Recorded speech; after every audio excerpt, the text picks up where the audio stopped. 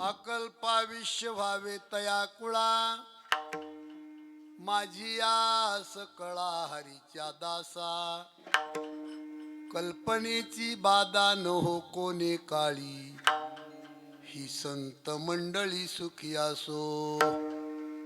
अहंकाराचा वारा न लागो राजसा, माझ्या विष्णुदासा भाविकासी. कल्पनेची बाधा न हो कोणे काळी, ही संत मंडळी सुखी असो. नामा म्हणे तया सावे कल्याण, ज्या मुखी निधान पांडुरंग. कल्पनेची बाधा न हो कोणे काळी, ही संत मंडळी सुखी असो. नमो विठ्ठला राजिया पांडुरंगा, नमो रुक्मिणी माऊली ज्ञान गंगा.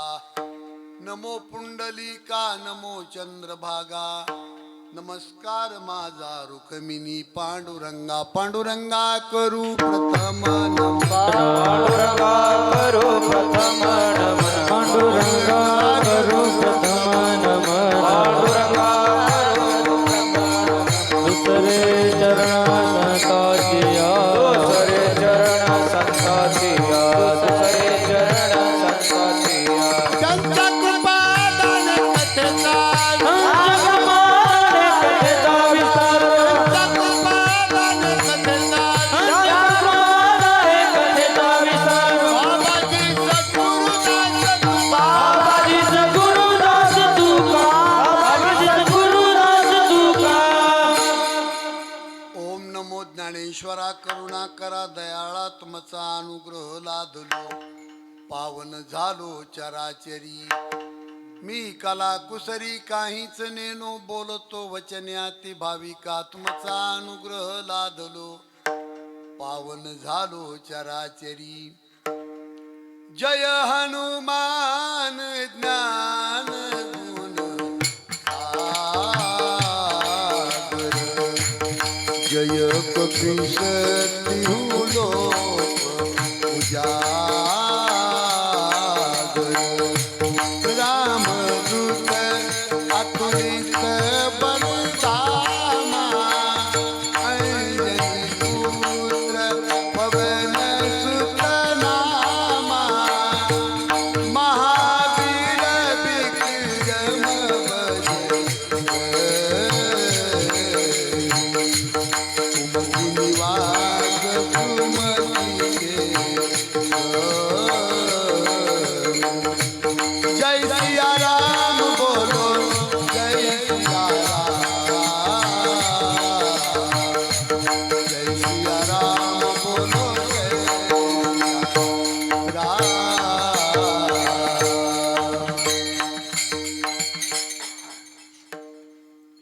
अकल्पाविष्य व्हावे तया कुळा, माझी या सकळा हरीच्या दासा.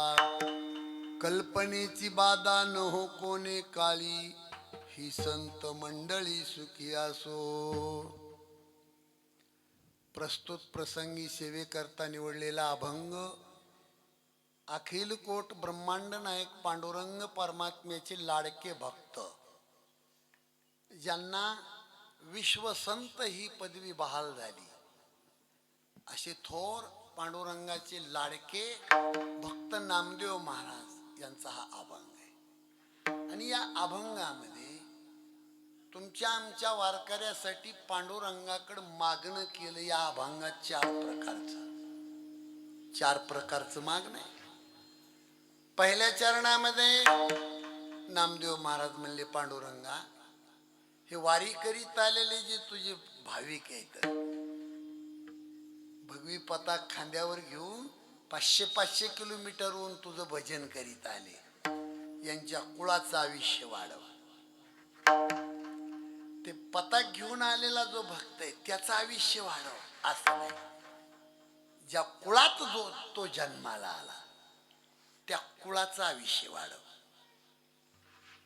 आणि जो तुझं भजन करतोय त्याला कल्पना नावाचा रोग होऊ देऊ नको.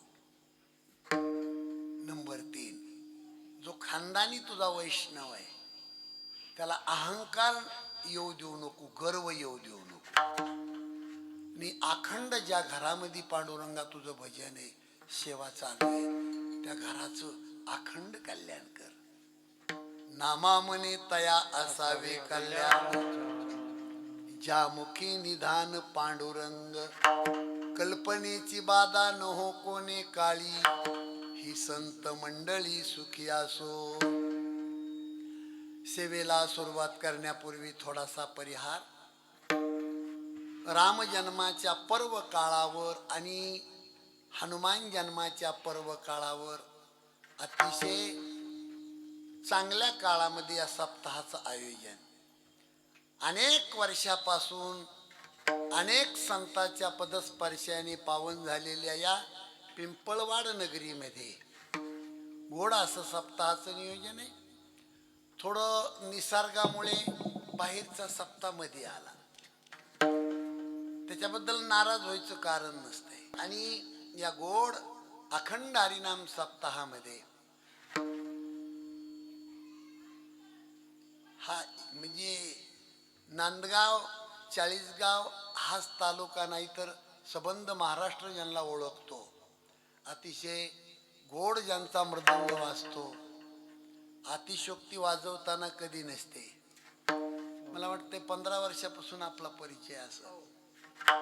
आदरणीय थोर मृदंगाचार्य नंदकिशोर महाराज अगदी कमी वयामध्ये वारकरी संप्रदायाचं खूप मोठं कार्य त्यांनी केलं आणि मग त्यांचं वर्णन करावं तेवढं कमी आहे. त्यांच्या माध्यमातून ही सेवा माझ्याकडे आल्यामुळे तुम्हा सर्व भाविकांचं मला दर्शन घडतं. आजच्या या हनुमान जन्माच्या पर्व काळावर हे माझं परम भाग्य. अभंग अतिशय महत्वाचा आहे. नामदेव महाराजांचा अभंग आहे. नामदेव महाराजांनी कुळाला आयुष्य मागितलंय, माणसाला आयुष्य नाही मागितलं. माणसाला आयुष्य नसतंच. कोणताही माणूस या मंडप मधला 2 गोष्टी टाळू शकत नाही, स्वतःचा रोग आणि स्वतःचं मरण.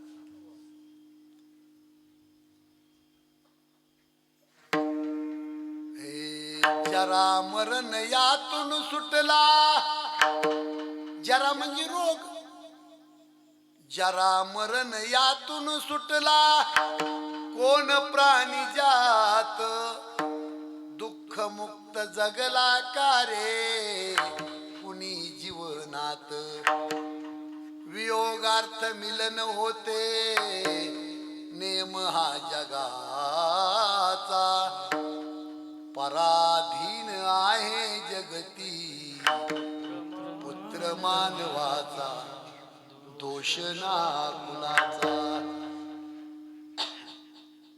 जर शहाणा माणूस शेतामध्ये जाऊन आंब्याच्या झाडाखाली बसला, मन लावून स्वरामध्ये जर गीत ऐकलं म्हणलं तर 100% रडणार तो. आणि हे गीत कुठं जन्माला आलं? 14 वर्षाचा वनवास रामाने स्वीकारला आणि राजगादी भरताला सोडली. ती राजगादी भरताना डोळ्यानं तरी बघितली. आणि तिथं पिंपळवाडातला भरत असता तर इताला भरत त्यांनाच ती सोडली.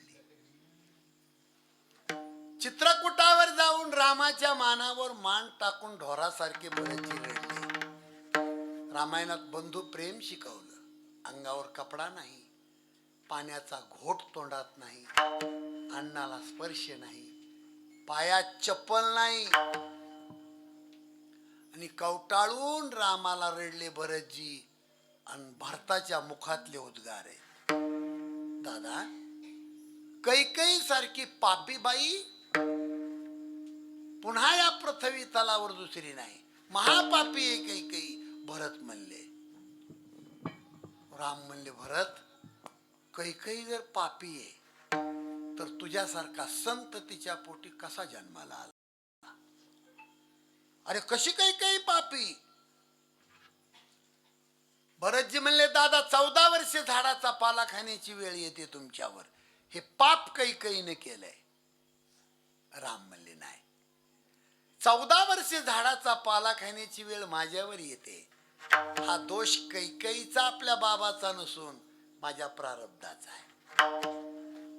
कोणत्याही माणसाने बर का नंदूभाऊ, आपली नुकसान झाली की माणसाला घाण सवय, शेजाऱ्याच्या नावानं बोट मोडणार. पण आपल्या प्रारब्धाचा दोष आपण भोगतो हे कधी कळणार? रामाने भरताला सांगितलं 14 वर्षाचा वनवास माझ्या नशिबाला येतोय, हा दोष कैकेयीचा ना आपल्या बाबाचा नाही, माझ्या प्रारब्धाचा दोष आहे. आणि तिथं हे गीत जन्माला आलं. त्याची रचना कधी मांडगुळकरांनी केली आणि गायले सुधीर फडकेनी, पण इतकं गोड गीत आहे महाराज, आता ते काळजाचा घड धरतंय.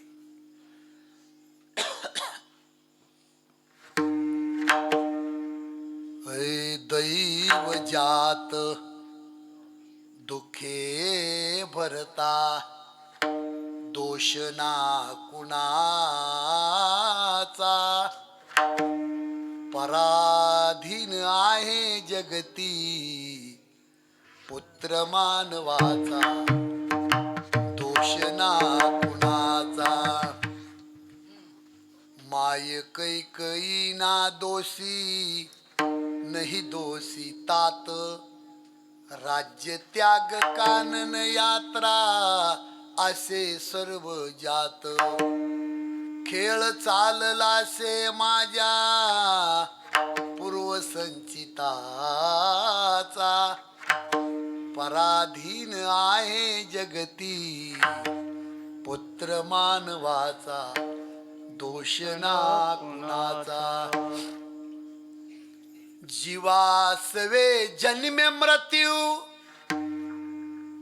जन्माला ज्या दिवशी माणूस येतो त्या दिवशी त्याचं मरण सोबत घेऊन येतो.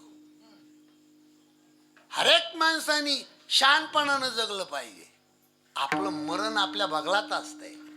मरणाची तव गाठोडी पदरी, जिने तोचीवरी माप भरे, जिने तोचीवरी माप भरे. मरणाची तव गाठोडी पदरी, जिने तोचीवरी माप भरे, जिने तोचीवरी माप भरे.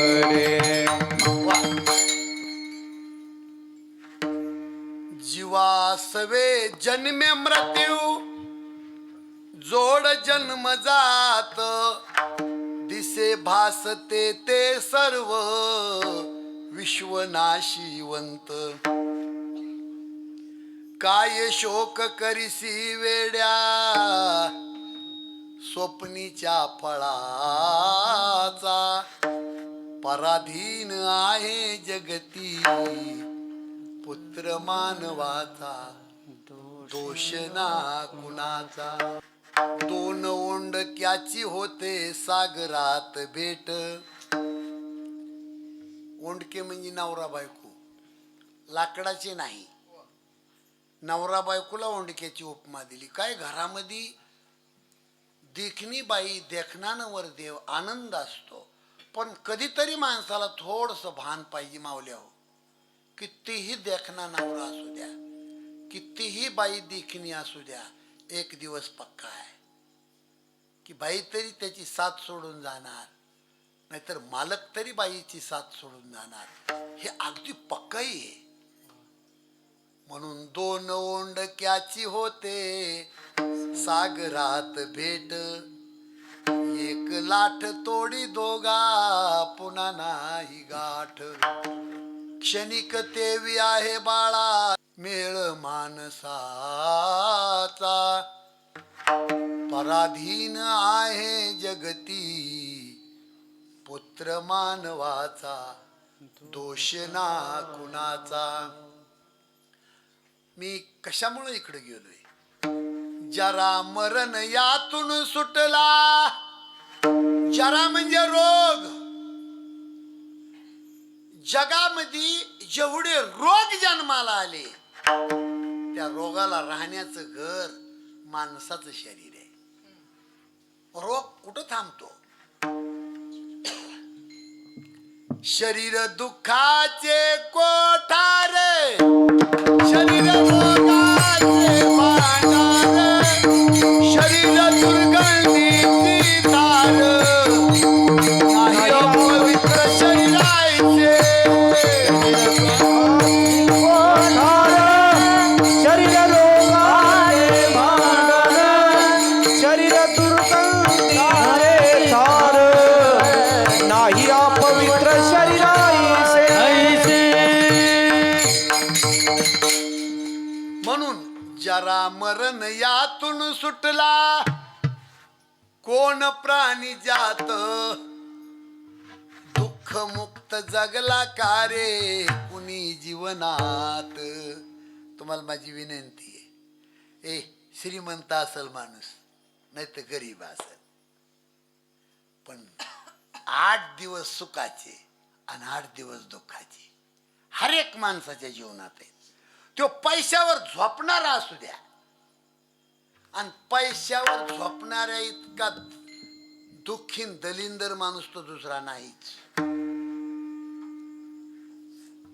सोन्याच्या ताटामध्ये जेवले जनक राजे, सोन्याच्या क्वाटवर झोपले, पण गाढ झोपल्यावर जनक राजाला भिकाऱ्याचं स्वप्न पडलं. गाठी गाठीचं धोतर, फाटकी बंडी, मळालेल्या कपड्यांनी डोकं गुंडाळले, हातामध्ये नरूट, वाकडी तिकडी काटीन, गल्लीत भीक मागतो राजा जनक. वाडा माय तुकडा. झोपलाय कशावर? कशावर? तुम्हाला एक शब्द फालतू बोलत नाही कीर्तनात, सवय नाही मला ती.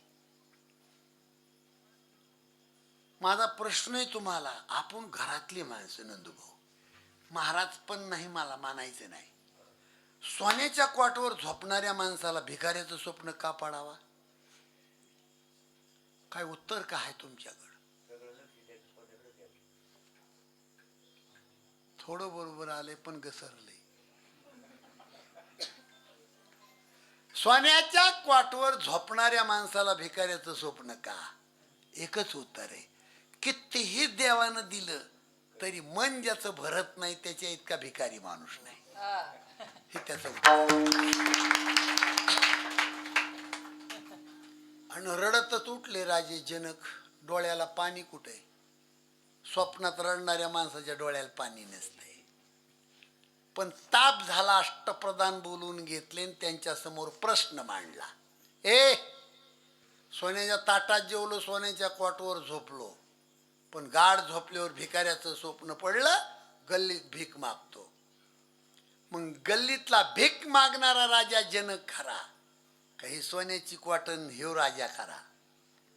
योग्य उत्तर आलं तर कामावर ठेवीन, नसता घरी पाठवीन. कुणी म्हणायचं सोन्याची क्वाट खरी, कुणी म्हणायचं स्वप्न खरं.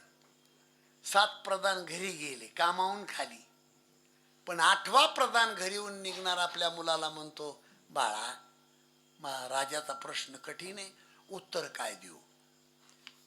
मुलगा म्हणला, बाबा तुम्ही घरी थांबा, ड्युटीवरच मी आज जातो तुमच्या बदलीवर.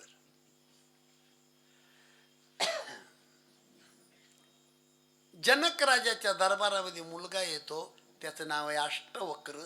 8 जागेवर वाकडा असतो तो. बापाच्या बदलीवर आला बाळू तू.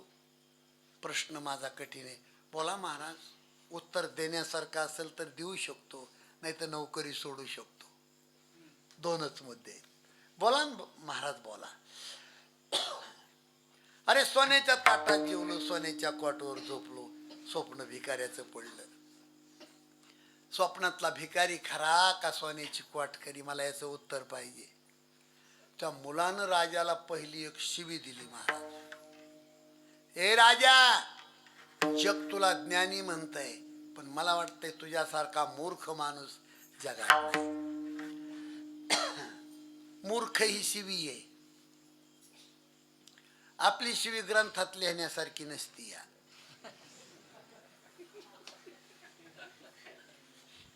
शास्त्रातली ओरिजिनल शिवी मूर्ख. तुझ्यासारखा मूर्ख माणूस बीपी वाढला जनक राजाचा असं का बोलतो? त्या अष्टवक्राने राजाला उत्तर दिले, मूर्खा स्वप्न तर खोटच आहे ना, पण जगातलं जेवढं तुला डोळ्यानं दिसतंय हे कोणचं सत्य आहे ती सांग मला.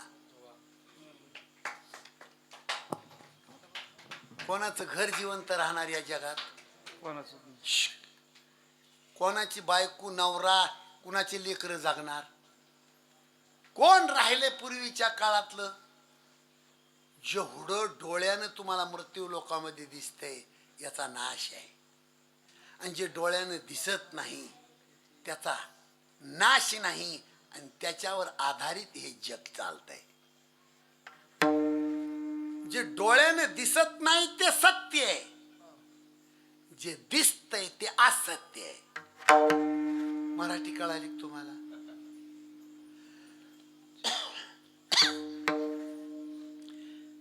हा सभामंडप बांधला म्हणजे याला हे खांब आहे आधार, म्हणून याच्यावर जिवंत आहे हा सभामंडप. या खांबावर आहे.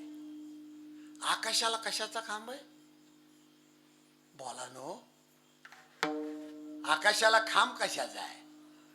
महाराज, आकाशाला खांब आहे सत्याचा. 98% लोक जरी बदमाश असले तरी 2% लोक सत्य आहेत, म्हणून आकाश जिवंत आहे. याला अभंगच आहे स्वतंत्र महाराज. हे सत्य ज्ञानानंत गगनाचे प्रावरण, सत्य ज्ञानानंत गगनाचे प्रावरण, सत्य ज्ञानानंद गगनाचे प्रावरण, वा वा. सत्य ज्ञानानंद गगनाचे प्रावरण. नाही रूप वर्ण गुण ते नाही रूप वर्ण गुण तो हारे श्रीहारी पहिला डोळे भरी, तो हारे श्रीहारी पहिला डोळे भरी.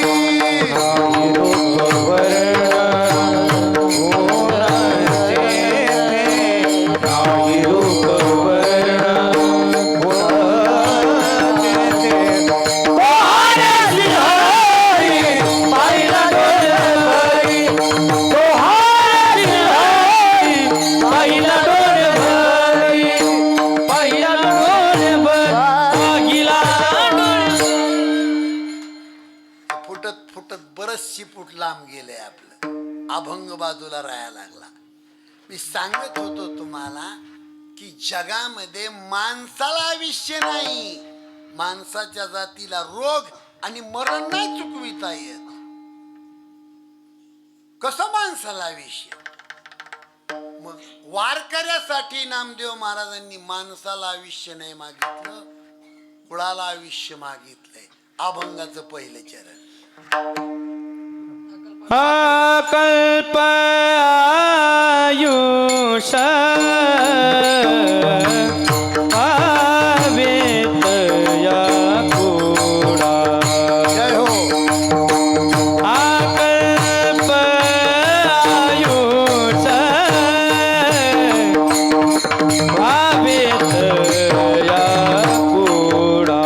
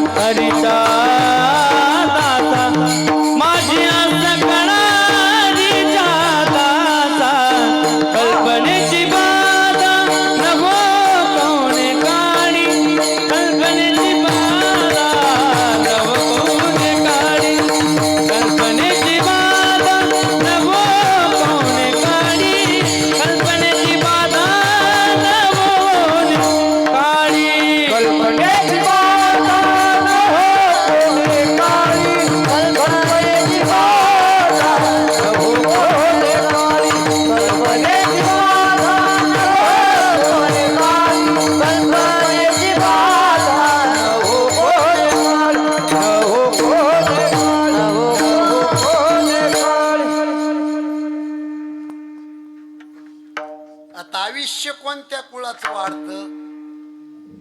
ज्या कुळामध्ये क्रांतिकारक वीर संत जन्माला आला त्या कुळाचं आयुष्य वाढतं. जांभळे देऊ नको रे, इकडे लक्ष द्या. 2000 मंदिर महाराष्ट्रामध्ये संत भगवान बाबाचे लोकांनी बांधले आतापर्यंत. 2000 मंदिर. पण ते संत भगवान बाबा ज्या मंदिरामध्ये जन्माला आले त्यांच्या आईचं नाव आहे कौतिका माता. त्या बाईची ती कुस किती पवित्र. हिरा जन्माला येण्यासाठी स्त्रीचं पोट पवित्र लागत आहे, मग कुळ पवित्र होत आहे. माझ्या बोलण्याकडे लक्ष द्या. संत भगवान बाबाच्या मातोश्री मरण पावल्या त्या काळामध्ये बाबा अमरावतीला होते आणि कौतिका मातेचं प्रेत सावरगावाच्या पूर्वेला स्मशानभूमीमध्ये चित्तेवर प्रेत ठेवलं. आईच्या अंत्यविधीला बाबा घरी नव्हते, पण पेटवणार एवढ्यात कुणीतरी पाहिलं. थांबा म्हणले. गहिनीनाथ गडावरून वामन भाऊ आले. बांधाच्या खाली बैलगाडी सोडली, गाडीतून उडी मारली, डोक्याचा फेटा बगलात घातला आणि धावत आले. वामन भाऊ आणि संत भगवान बाबाच्या आईच्या पोटावर लाकडं रचले होते ते ढकलून दिले वामन भाऊ. 17 वर्ष झालं तिथं जागराचं कीर्तन करतोय. 2-3 वर्षाला नक्की रामायण असतं माझं बाबाच्या जन्मभूमीमध्ये. इतके रडले संत भगवान बाबा. आपलं वामन भाऊ त्या पोटावर स्वतःच मस्तक टेकवलं. कानापर्यंत मिशा असणारा वामन भाऊ संपूर्ण जिंदगीमध्ये 2दा रडले. भगवान बाबाची आई जाताना रडले आणि संत भगवान बाबा पुण्याच्या दवाखान्यात मरण पावले. त्या दिवशी भाऊ दिवसभर रडले. एवढा त्यागी महात्मा. कौतिका माते, हे तुझं पोट नाही, हे विश्व मंदिर आहे. ज्या कुशीमध्ये संत भगवान बाबा जन्माला आले त्या कुशीमध्ये जन्माला आलेला संत 2000 मंदिर लोकांनी बांधले. महाराज मला खरं सांगा, देवासारखे माणसं तुम्ही त्या कुळाला बट्टाय का हो महाराज? अरे सूर्य जिवंत आहे तोपर्यंत ते कुळ जिवंत आहे. म्हणून अतिशय बाबाचा सुंदर पाळणा म्हणीत असतो. हे सावर गावात आनंद झाला, पाटील तुबाजी कौतिका मातेला. भगवान बाबा पुत्र जन्माला, जैसा सूर्याचा प्रकाश पडला, जुबाळा रे जू. शके 1818 वर्षात कृष्ण पंचमी श्रावण मासात, तिसरा सोमवार बाई धरीत, तिच्या उदरी अवतरले संत जुबाळा रे जू. तिच्या उदरी अवतरले संत जुबाळा रे. पुढ्या तोरणे लावी ती द्वारी, मंगल वाद्यात वाजे तुतारी. वाटी ती साखर पान सुपारी, तेथे धावती नर यानारी जुबाळा रे जू. तेथे धावती नर यानारी जुबाळा रे. नाहू घाली ती माता बाळाला, हिरवी साडी चोळी बाईला. वाटी ती सुंट वडा सर्वाला, कुल दीपक हिरा जन्माला जुबाळा रे. कुल दीपक हिरा जन्माला जुबाळा रे. 12व्या दिवशी बारस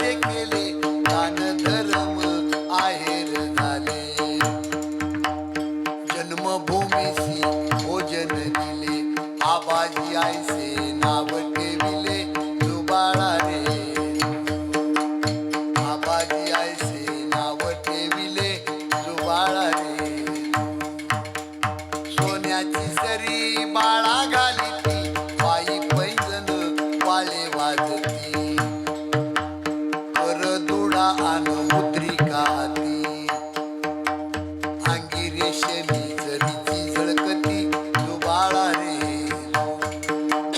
अंगी रेशमी जरीची झळकती जुबाळा रे. पाळ घातले रंगीत पाळण्यात, चांदव्याला रागुचविण्या शोभत, कौतिका माता पाळणा हलवीत,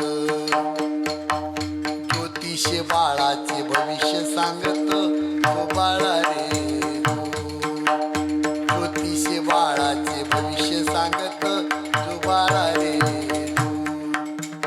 ब्रह्मचारी हा बाळ राहील, प्राण्याची हिंसा बंद करील, व्यंकट स्वामीचा शिष्य होईल, दोन्ही कुळासह जग उद्धरिल जुबाळा रे,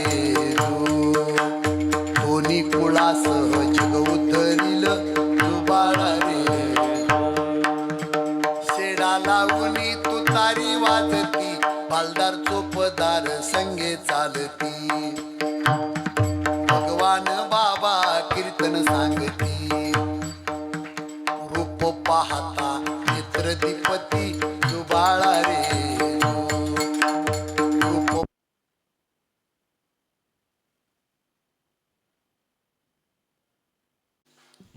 आणि कनकाई माता आई वडील माग सरले,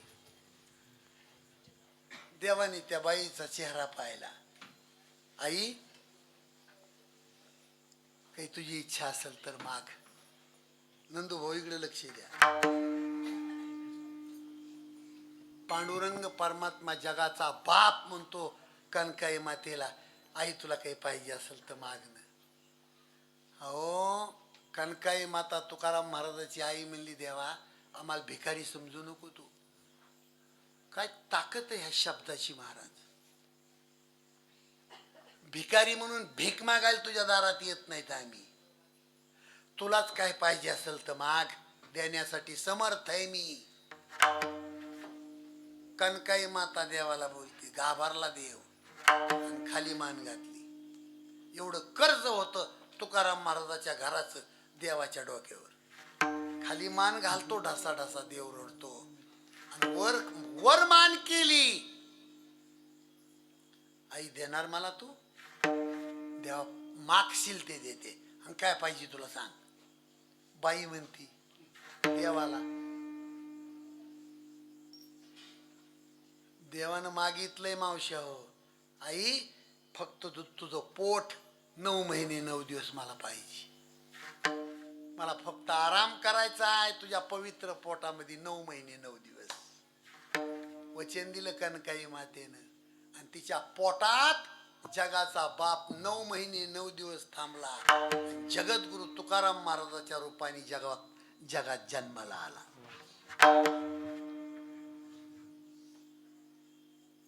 मने रामेश्वर भट द्विजा, तुका विष्णु नाही तुझा, तुका विष्णु नाही तुझा, तुका विष्णु नाही तुझा. मने रामेश्वर भट द्विजा, तुका विष्णु नाही तुझा, तुका विष्णु नाही तुझा, तुका विष्णु नाही तुझा.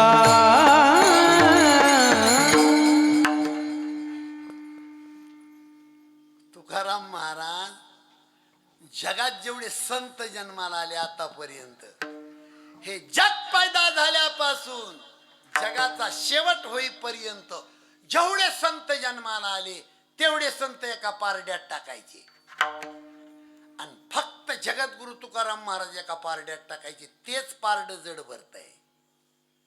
तुकाराम महाराजाची बरोबरी जगातला कुठलाच साधू करू शकत नाही. कुणाची ताकद आहे? कनकाई मातेची. हाय त्या कुळाला मरण. झोपलात का काय तुम्ही जागेत? हो, किती माणसं घरात जन्माला आले आपल्या मेले, त्याला कुत्र खायना. सध्या तर माणसाची आणि कचऱ्याची किंमत सारखी आहे. कुणी खात नाही माणसाला. काय माणसं खाल्ल्या थरानं जगतात महाराज. अजब गोष्ट आहे, अजब. आणि जेवढे चांगले म्हणताल तेवढेच नालायक आहेत. साधे माणसं भरी. सांगितलं ना उसाचं प्रकरण मगा तुम्ही. पहा पद्मा, तुम्ही रावण आणि कुंभकर्ण कधी बघितलाय का? हेच लोक रावण कुंभकर्ण आहेत. भारत मातेचं रक्त पिणाऱ्या अवलादी रावण आणि दुर्योधन आणि कुंभकर्ण आहेत. म्हणून अकल्पाविष्य व्हावे तयाकुळा. अकल्प म्हणजे एक कल्पाची ताकद सांगू तुम्हाला. जमिनीमध्ये 1 फूट खोल, 1 फूट लांब, 1 फूट रुंद गटार खोदायचं जमिनीमध्ये. आणि त्या गटारामध्ये मेंढीचे केस हत्तीच्या पायानं दाबून बसवायचे. आणि 12 महिने झाले की 1 केस उचलायचा आणि बाजूला ठेवायचा. 12 महिने झाले की 1 केस उचलायचा आणि बाजूला ठेवायचा. 12 महिने झाले की 1 केस उचलायचा आणि बाजूला ठेवायचा. जेव्हा सगळे केस संपतील तेव्हा होतो 1 कल्प. असे अकल्प म्हणजे त्याचं गणित नाही. अकल्प आयुष्य. हो माझ्या मावल्या, हो माझ्या बोलण्याकडे लक्ष आहे का हो तुमचं? कीर्तन ऐकून घरी जा. हे कीर्तन मरेपर्यंत विसरू नका. बाईच्या पोटी लेकरं जन्माला येतात. आता काही कळा त्या लेकराला? हा दोष तुमचा आहे, तुमचा दोष आहे. बाईच्या पोटामध्ये ज्या रात्रीला गर्भ राहतो त्या रात्रीपासून 9 महिने 9 दिवस ती बाई काय सावध पाहिजे मावल्या. आणि बाळ जन्माला आल्यापासून पुढं पहिले 10 वर्ष लेकरू घडवणं घरामध्ये बाईचं काम आहे. लेकराच्या रोमारोमाचा अभ्यास बाईने केला पाहिजे, म्हणजे ते कुळ पवित्र होतंय पुढं.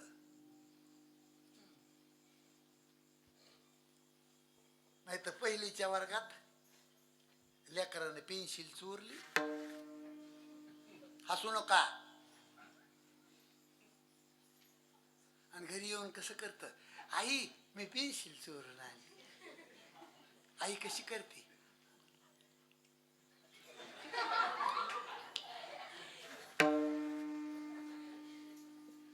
आता मीच हसायला लागलो तर तुम्हाला काय करू. बाई तुझ्या लेकराने पेन चोरून आणली. आईची काय भूमिका पाहिजे मावली खरं सांगा. पटकन जाऊन त्याचं थोबाड फोडावा. त्याची आणलेली पेन दडचून ठेवली आणि त्याच्या अंगावरून हात फिरविला. चोऱ्या करायची ताकद वाढली की नाही लेकराची? 7-8 रोज गेले मायमध्ये आणि त्या लेकरानं दुसऱ्या लेकराचं दप्तरच हाणलं. घरी येऊन कसं करते, आई आई मी दप्तर आणले. आई कशी करते,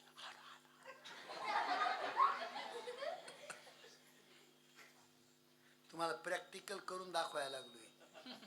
आज काही लेकरं बिघडलेत का? ह्या बायांचा दोष आहे. हे कर्म नको. तुम्ही हसा काही करा पण प्रॅक्टिकल करून दाखविलं तुम्हाला.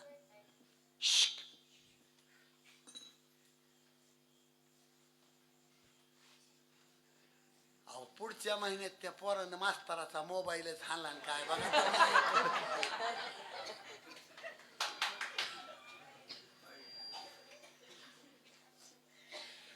कुणी घाण केली? आता हे नवीन नवीन बापन माय निघलेत. नवीन नवीन नवीन सुना, नवीन त्या पोरीचा नवरा.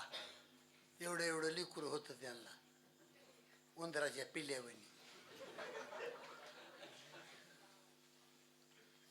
चटाचट त्याच्या गालाचे मुके घेते.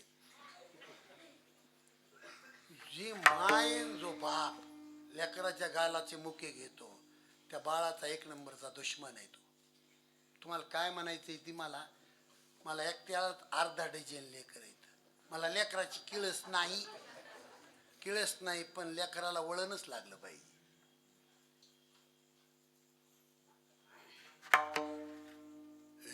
चाहे लड़का कितना भी प्यारा हो उसे सिर पर बिठाना ना चाहिए.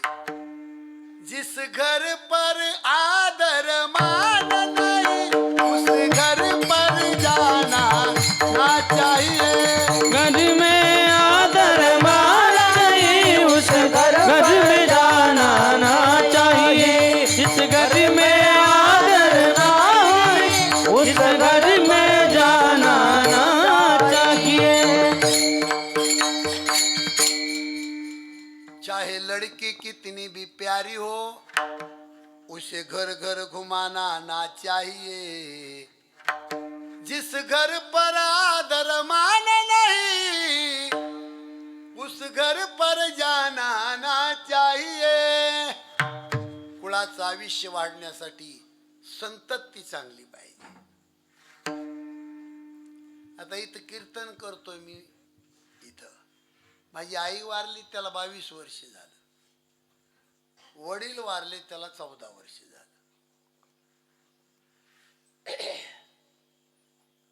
पण नक्की काहीतरी पुण्य केल्याशिवाय माझा जन्म त्यांच्या पोटाला येऊ शकत नाही. आज महाराष्ट्रामध्ये समाजाला प्रबोधन करणारा ज्ञान देणारा एखादा हिरा जर आईच्या पोटी जन्माला येत असेल तर ती आई किती पवित्र असेल. मग कुळाचं आयुष्य वाढतं त्याच्यामुळे. हो, नामदेव महाराज म्हणले अकल्प आयुष्य व्हावे तया कुळा माझी या सकळा हरीच्या दासा. आणि कल्पना नावाचा रोग त्या भक्ताला होऊ देऊ नको. कल्पनेची बाधा न हो कोण काळी. कल्पनेची बाधा न हो कोण काळी. कल्पनेची बाधा न हो कोण काळी. कल्पनेची बाधा न हो कोण काळी. कल्पनेची बाधा न हो कोण काळी.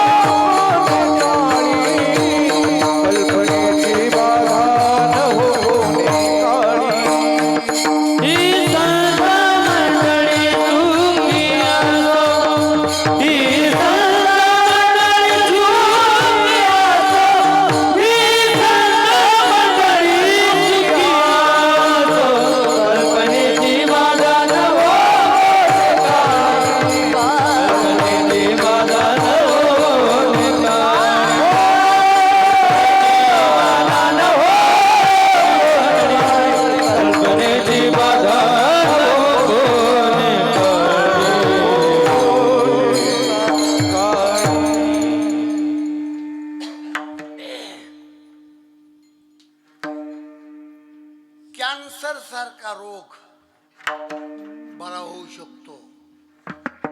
गोळ्या औषध आहे त्याच्यावर. यडस रोग बरा होऊ शकतो. स्वाईन फ्लू, कोरोना, महामारीचा रोग, रक्तपिती रोग, हाय लेवलचे रोग जगामध्ये असतील त्याच्यावर गोळ्यानं औषध आहे.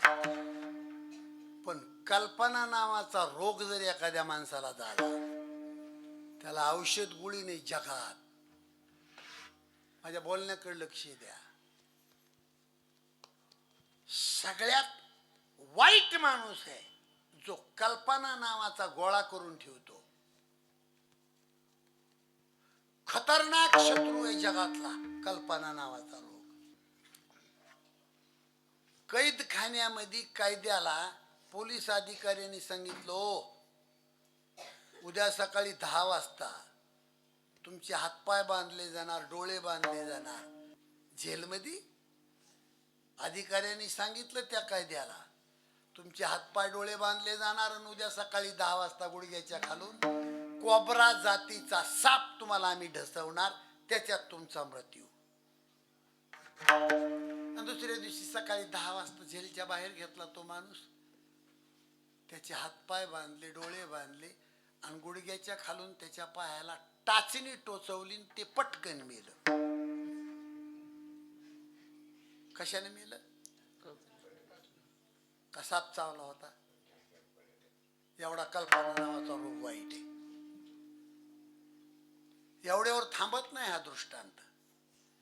त्या माणसाला पोस्टमार्टम करण्यासाठी दवाखान्यामध्ये नेलं, इथून फाडला तो मेल्यावर. त्याच्या शरीरामध्ये कोब्रा जातीच्या सापाचं विष निघालं. एवढी कल्पना वाईट. म्हणून साधं सरळ जीवन जगणारा माणूस पाहिजे. ह्याच्याविषयी कल्पना, त्याच्याविषयी कल्पना, त्याच्याविषयी कल्पना, आणि त्याचं घर करून गड्डा बसतो इथं. मग गाठी तयार होत्यात शरीरात. एकनाथ महाराजांच्या हरिपाठामध्ये याचं प्रमाण आहे. कल्पने पासोनी कल्पिला जो ठेवा, तेने पडे गोवा नेने हरी. आता साखर बीपी हा जो रोग आहे हा आज नाही, हे जग पैदा झालं तेव्हापासून आहे. पण आता अंमलात आणला घरच्या माणसांनी. हर एक माणूस घरातला, त्यांना बिपिन त्यांना साखर, त्यांना बिपिन त्यांना साखर. त्यांनी गोळी खाल्ली का आणि त्यांनी गोळी खाल्ली का? हाय का नाही घरात तुमच्या माग? रोग मोठा नाही, ही कल्पना वाढविणारे घरातले माणसं यांनी रोग वाढविला. तो एखाद्या वाईट गोष्टीचं चिंतन का, कशाला चिंतन? ते वाढत जातं का कमी होतं? पाऊस आला काय? येऊ द्या येऊ द्या, पेरणीचे दिवस आहेत. उन्हाळ्यामध्ये पहिल्यापासून अवकाळ गाभणं असतं. कांदे ज्वारी काढताना हे पाऊस असते, तर गारा वर्षा पडत असत्यात. आणि गाराच नाही पडल्या तर गार तुम्हाला माहिती कशी होईल? ह्याला अवकाळ गाभणं म्हणते. तुमच्याकडे काय म्हणते? आमच्याकडे अवकाळ गाभणं म्हणते. विठ्ठल विठ्ठल विठ्ठल.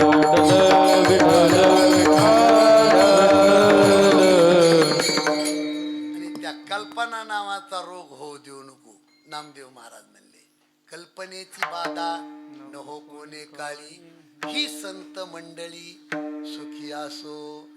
आणखीन अहंकार नावाचा रोग होऊ देऊ नको. अहंकाराचा वारा ना लागो राजसा,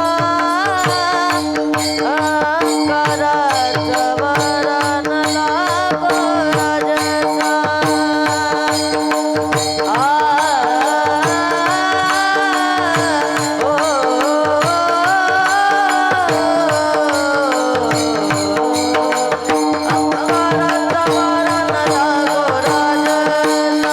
Ah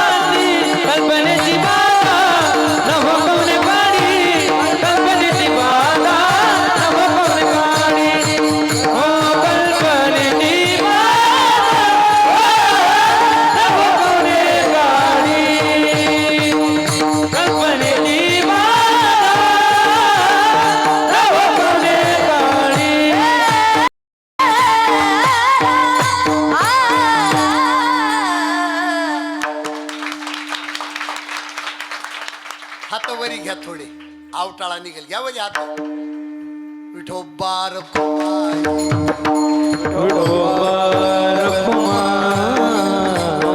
विठोबा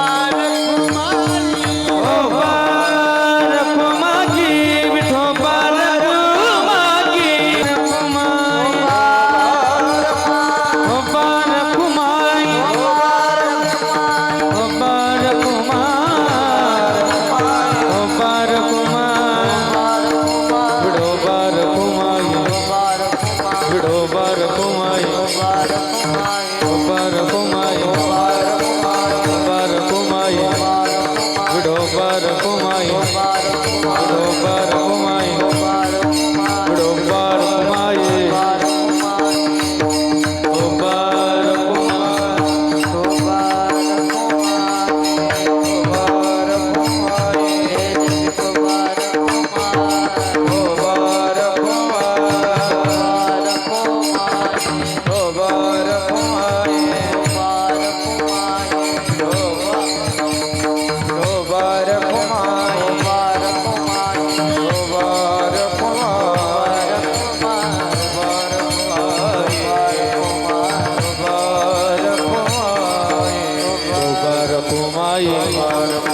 विठोबा रखुमाई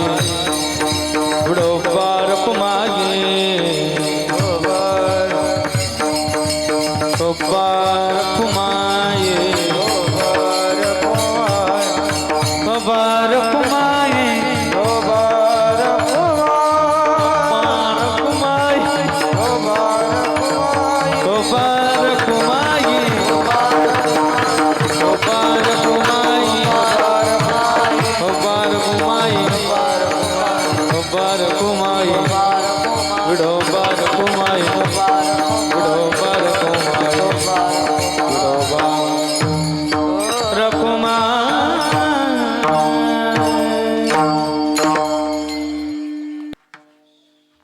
चार गोष्टी माणसाचा नाश करतात. त्याच्यात एक नंबर अज्ञानपण, 2 नंबर आळस, 3 नंबर अहंकार आणि 4 नंबर मूर्ख माणसाची संगत. हे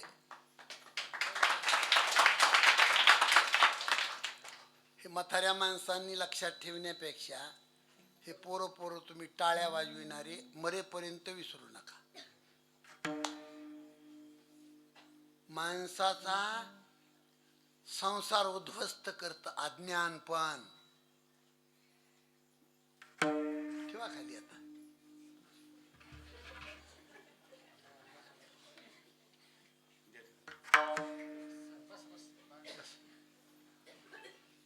एवढं अज्ञान माणसाने अज्ञानपणाने जगू नये. वेळ संपली आपली, पण महापाप जगामध्ये 5 आहेत. 1 नंबरचं पाप हिंसा. हिंसा म्हणजे खून, आणि खून म्हणजे रक्त. दुसऱ्याचं रक्त चुलीवर शिजवून खाणारा माणूस या जगातला 1 नंबरचा पापी आहे. दुसऱ्याची हाडकं चघळून खाणारा माणूस 1 नंबरचा पापी माणूस आहे जगातला. म्हणून बिनमाळकरी कुणी असेल खरंच त्याच्या पाया पडतोय मी. हाडकं चघळू नका लोकांचे. हे जगातलं अज्ञानपण आहे. कुठल्या मंदिराला सुद्धा स्पर्श करू नये हाडकं चघळणाऱ्या माणसाने. 2 नंबरचं पाप आहे व्याभिचार. परस्त्री गमन करणारे माणसं पिसाळ्या कुत्र्यासारखे मरतेत शेवटला. क्षणिक सुख आणि त्याची मौज करणारा जो माणूस आहे, नामदेव महाराज म्हणले, कामबुद्धीचे हे सुख, कामबुद्धीचे हे सुख, ऐसे मानिती ते मूर्ख, ऐसे मानिती ते मूर्ख. चंद्राशी लागला कलंक, चंद्राशी लागला कलंक, इंद्राशी दुःख प्रारब्धे, आईशी प्रारब्धाची ठेव, झाले भिक्षुक पांडव. 3 नंबरचं पाप आहे दारू, 4 नंबरचं पाप आहे चोरी. जगामध्ये भीती चोर माणसाला आहे, निक्या माणसाला कसली भीती आहे? पैसे घेऊन मतदान करतो त्या माणसाला भीती आहे. पैसे घेऊन मतदान करणाऱ्या माणसाच्या डोक्यावर ह्या भारत मातेचं पाप आहे, फेडू शकत नाही तो. लाख माणसात कीर्तन रोज करतो हेच मी, अंगाला फुटकुळ्या येतात, काहीचा बीपी वाढतोय. लोकांचे पैसे घेऊन बंगले बांधतात लोक.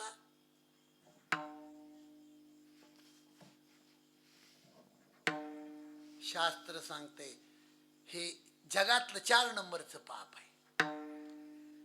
हिंसा, चोरी, दारू, व्याभिचार, ह्या चौघावर हमेशा पांघरून घालायचं काम करतो तो 5वा महापापाचा नमुना.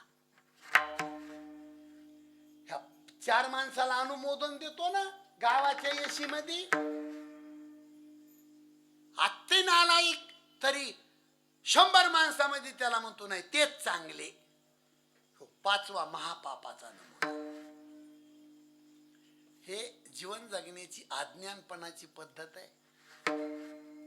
2 नंबर आळस. जो आळशी माणूस आहे ना तो जिवंतपणे मेल्यासारखा आहे. लय झालं तर घरची भाकर खातो आणि चौकात येऊन हर एक माणसाचा उकांडा उकरीतो. कष्ट करून रुपया कमवायची ताकद नसते त्याच्याकडे, अति हरामखोर, आळशी. महाराज, मी साहेबाच्या गावाला 2 रामकथा केल्या. आता उद्या परवा कीर्तन आहे माझं, 12 का 13 तारीख आहे. 5 वर्ष साहेब स्वर्गीय गोपीनाथराव मुंडे साहेब बिन चप्पलचे शाळा शिकले, इंजेगाव ते परळी.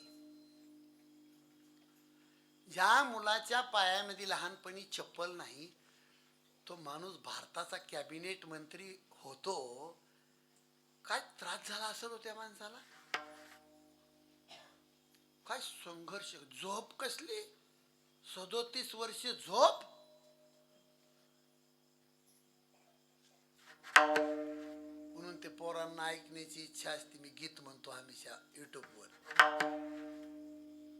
शेतकऱ्याच्या हितासाठी संघर्ष करूनी जीवनात, वाघासारी का झुंजला परळीचा गोपीनाथ. दिल्लीच्या दरबारी आवाज घुमतो नाथाचा, मोडणार पण वाकणार नाही भक्त भगवान बाबाचा. शेतकऱ्यासाठी जगला परळीचा गोपीनाथ, नाही देवाला राहावलं घेऊन गेले वैकुंठात. काय संघर्ष हो. संघर्ष करणाऱ्या माणसाला मरण नसतंय. कोण म्हणत हो हे सूर्य चंद्र जिवंत आहे तोपर्यंत गोपीनाथराव मुंडे जिवंत आहेत, मरणच नाही.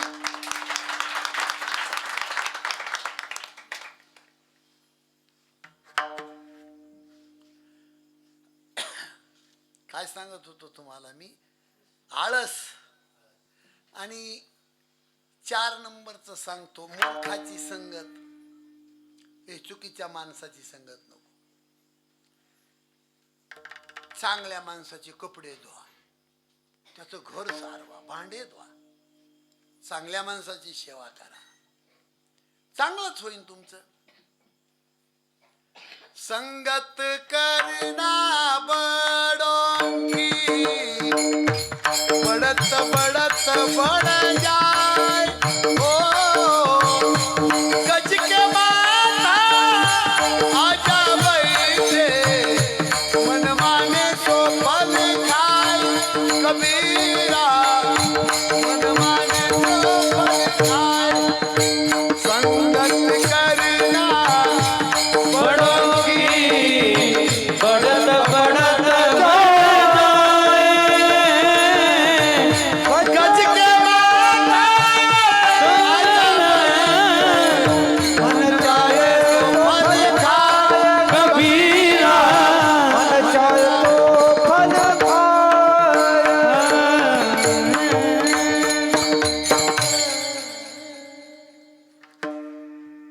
चांगल्या माणसाची सेवा करायची.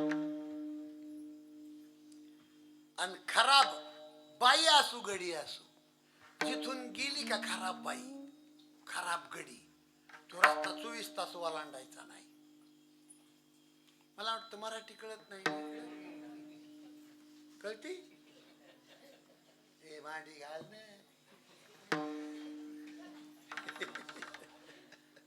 झाली वेळ संपली आपली. होय, चाणक्य नीती शिकवती, सापाच्या दातात विषय, माशीच्या मस्तकात विषय, विंच्याच्या नांगीत विषय, मूर्ख माणसाच्या रक्तात विषय. सगळ्या तैसा दुर्जन सर्वांगी, तैसा दुर्जन सर्वांगी, तैसा दुर्जन सर्वांगी, तैसा दुर्जन सर्वांगी. योग्य प्रमाण दिलं. विंचवाची नांगी तैसा दुर्जन सर्वांगी. इंच्याची नांगी मऊ लागती का?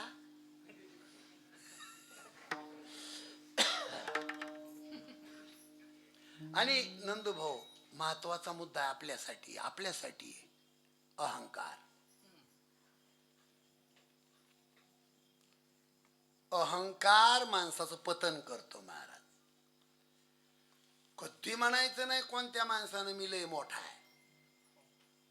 ज्या माणसाला पिंपळवाड मध्ये मोठं व्हायचंय त्या माणसानं अति लहान होऊन जगायचे. हो, तुमच्यासारख्या तरुण पोरांनी रोज गाव झाडलं पाहिजे. गावातल्या नाल्या साफ करणं, मंदिर झाडणं चांगलंय का वाईट आहे? बर, तुम्ही जर झाडा गेलात तर लोक म्हणते ह्याला येड लागलंय. लोक इतके वाईट आहेत. चांगलं काम करणाऱ्या माणसाला चांगलंच कोणी म्हणत नाही. समाजातला केवढा दोष आहे. मग चांगलं काम करणाऱ्याला जर लोक नावं ठेवीत असतील तर चांगलं काम करणाऱ्या माणसाने ते चांगलं काम सोडायचं का? अरे तुका म्हणे हासे जन नाही का ना. चांगलं काम असेल तर हसू द्या लोकांना, चांगलं काम सोडायचं नाही. आणि चांगलं काम चांगल्या माणसाने सोडलं तर अख्खं जग अधोगतीला जाईल. हो, काय हाल भोगले महाराज छत्रपती शिवाजी महाराजांनी. तुम्ही इतिहास वाचा.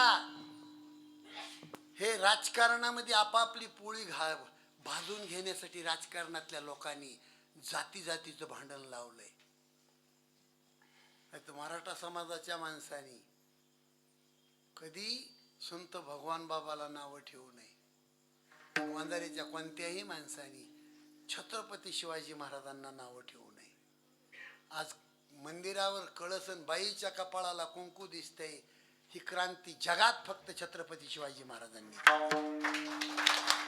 हो, तुम्ही टाळ्या वाजविता त्या राजाबद्दल तरी तुम्ही पुण्यवानच आहे. इतका स्वाभिमान वाटतो आम्हाला. असो, अहंकाराचा वारा न लागू राजसा, गर्व नको माझ्या विष्णुदासा. आणि अखंड त्याच्या मुखामध्ये पांडुरंगाचं भजन आहे. त्याचं अखंड कल्याण कर. नाम म्हणतो या असावे कल्याण, नाम म्हणतो या असावे कल्याण, नाम म्हणतो या असावे कल्याण, नाम म्हणतो या असावे कल्याण, नाम म्हणतो असावे कल्याण.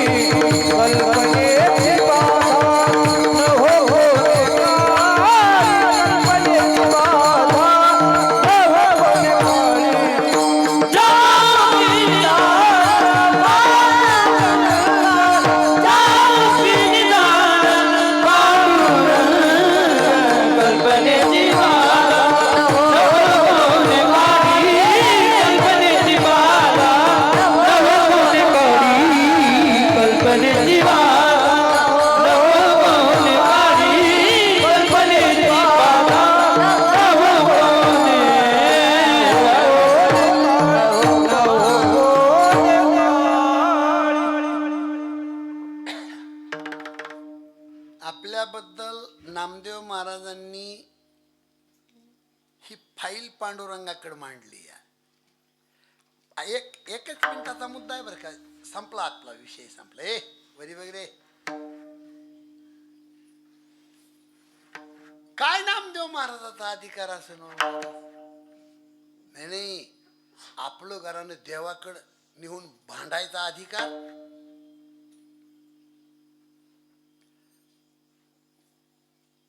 पन्नास हजार लोक होते. मोरारजी बापूची कथा पुण्याला, आणि खालून एका साधकाने चिठ्ठी पाठवली. ती बापूने चिठ्ठी उघडली, त्याच्यामध्ये प्रश्न होता, वक्ता कसा असावा, कीर्तनकार वक्ता कसा असावा, प्रश्न विचारला होता त्या चिठ्ठीमध्ये. बापूने 3 मुद्दे मांडले. पहिला मुद्दा आहे, जो कीर्तन करणारा व्यक्ती आहे तो स्वतः अतिशय पवित्र असावा. नंबर 2, ज्या ग्रंथाविषयी, ज्या अभंगाविषयी बोलायचे त्या अभंगावर, ग्रंथावर बोलणाराचा पहिला आत्मविश्वास असावा. नंबर 3, ज्यांच्यासाठी हे कीर्तन आहे त्या घराघरामध्ये प्रत्येक शेतकरी मायबापाचं कल्याण व्हावं ही वक्त्याची शुद्ध भावना असावा, तो वक्ता. म्हणून पांडुरंग चरणी प्रार्थना करतो की या पिंपळवाडमध्ये घराघरामध्ये सुख, समाधान, आनंद, ऐश्वर्य, संतती, संपत्ती प्राप्त व्हावी. घराघरामध्ये क्लास 1 अधिकारी संत जन्माला यावेत अशी हनुमानजीच्या, प्रभू रामचंद्राच्या चरणी प्रार्थना करतो. आणि तेच नामदेव महाराज शेवटच्या चरणामध्ये म्हणले, नामा म्हणे तया असावे कल्याण, ज्या मुखे निधान पांडुरंग. अभंगाचा भाव झेपण असा आपल्या समोर मांडला. आदरणीय नंदकिशोर भाऊनी ही तारीख दिली, पण आता पावसाअभावी थोडे, पण मंदिरात पण समाधान वाटलं बाबा. हे किचका नाही, काय नाही, काय नाही, गोड कीर्तन, मस्त मजा आली. तुम्हाला काय म्हणायचे? छान. का तुम्हाला बाहेर जायचे? नको. मजात साऊंड सिस्टीम